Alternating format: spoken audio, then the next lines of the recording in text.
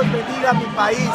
¿De qué provincia vienes tú? Yo vengo de la provincia de Santo Domingo a pelear y a guerrear por un derecho, porque dicen que la libertad es un derecho, lo que nos habían negado. Muchas gracias.